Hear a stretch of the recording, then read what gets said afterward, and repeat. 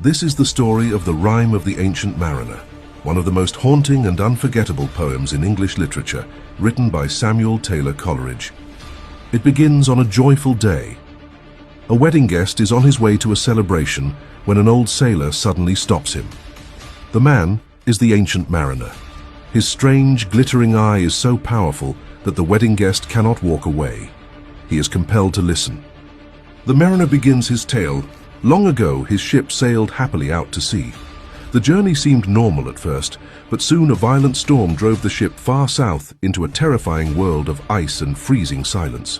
Towering icebergs surrounded them, and the sailors felt lost in a desolate wilderness. Then something extraordinary happened. A great white bird, an albatross, appeared through the mist. The sailors welcomed it as a good omen, almost like a blessing from heaven. Soon after the bird arrived, the ice began to break, and a strong wind pushed the ship forward again. But in a shocking and senseless act, the ancient mariner raised his crossbow and shot the albatross. At first the sailors were furious with him for killing the creature that had brought them luck, but when the weather cleared, they began to justify his action. In doing so, they shared his guilt. Soon the punishment began. The wind stopped completely. The ship became trapped in a silent ocean under a burning sun. The sailors suffered terrible thirst. Surrounded by water, they could not drink. Water, water everywhere, nor any drop to drink. As a symbol of his crime, the dead albatross was hung around the mariner's neck. Then one evening, a strange ship appeared on the horizon. It moved across the water without wind. On board were two supernatural figures, Death and Life in Death. They were gambling for the souls of the crew.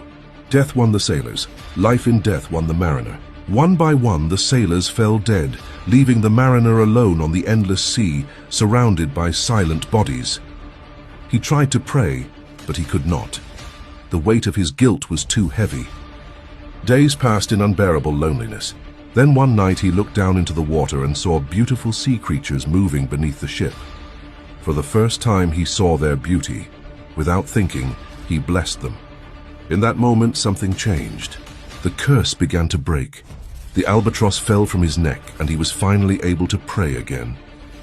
Supernatural forces guided the ship back toward his homeland, but even when he returned, his suffering did not end. The mariner is condemned to wander the world, telling his story again and again to those who must hear it. And his lesson is simple but powerful.